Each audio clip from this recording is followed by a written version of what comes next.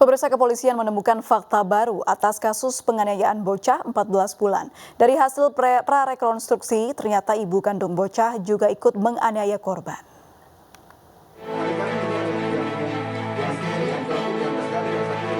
Polisi gelar prarekonstruksi penganiayaan bocah berumur 14 bulan di Indekos Panakukang, Makassar, Sulawesi Selatan.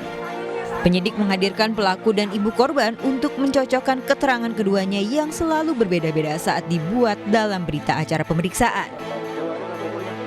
Ada 18 adegan diperagakan keduanya dan terungkap penganiayaan bocah berjalan selama 2 pekan dan ternyata ibu kandungnya juga ikut menganiaya korban.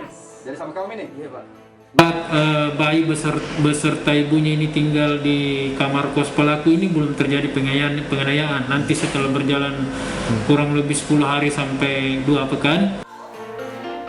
Penganiayaan bocah terungkap ketika ibu korban melapor perbuatan kekasihnya yang menganiaya anaknya. Korban yang masih 14 bulan terluka di sekujur tubuh dan kini dalam pendampingan karena trauma. Kini kedua pelaku terancam Undang-Undang Perlindungan Anak dengan ancaman kurungan 10 tahun penjara. Dari Makassar, Sulawesi Selatan, Yolisvin, iNews melaporkan. Pemirsa, aksi seorang mahasiswa di Pacitan, Jawa Timur membobol minimarket terekam kamera pengawas. Uang hasil kejahatan tersebut dipakai untuk bisnis online.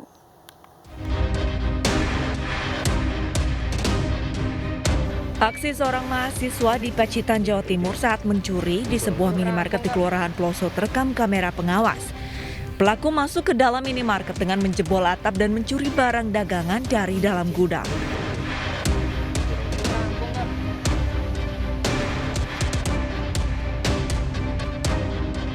Setelah sebulan diselidiki, polisi akhirnya menangkap pelaku di tempat kosnya. Pelaku tak lain adalah pedagang minuman yang biasa berdagang di depan minimarket. Mahasiswa ini mengetahui kondisi minimarket karena sering menumpang ke kamar mandi.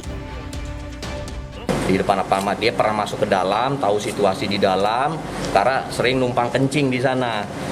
Jadi pelaku ini naik ke samping Alfamart itu, naik lalu melalui atap, dia turun, kebetulan tidak dikunci, dia masuk, ada brankas di situ dan kuncinya ada di sekitar situ juga, akhirnya dia bisa buka.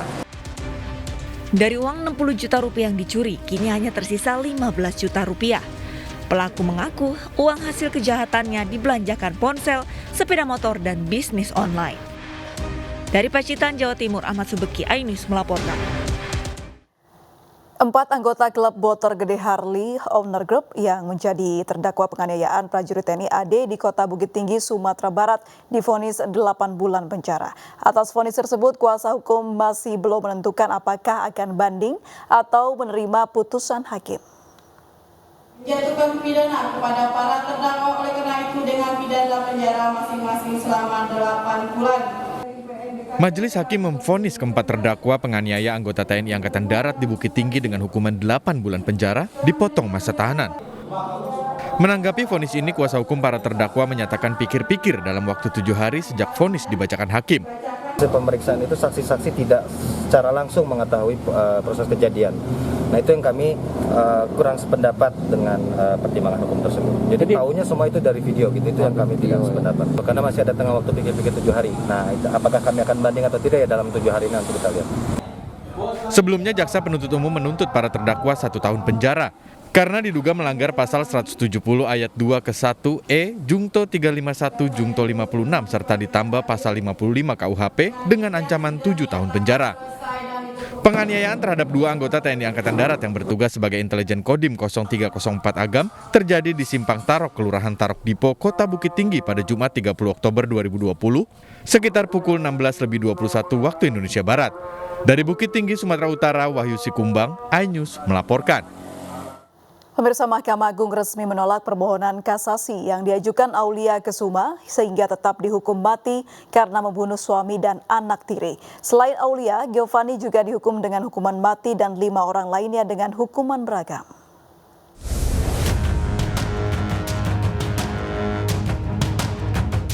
Vonis yang dijatuhkan kepada Aulia Kesuma tetap hukuman mati setelah Mahkamah Agung resmi menolak permohonan kasasi.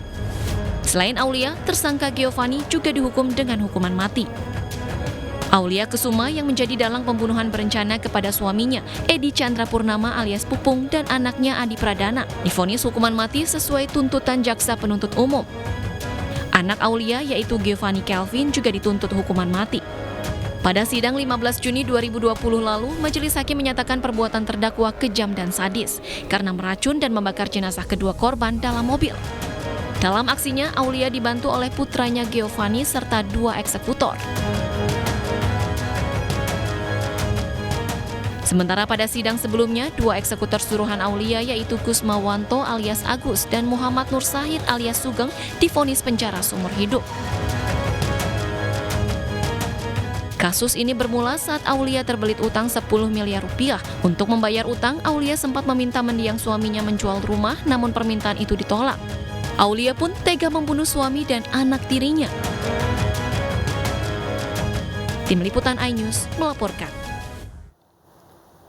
Pesta selebgram asal Makassar viral di media sosial karena digelar di tengah pandemi COVID-19. Kami kembali usai jeda berikut ini.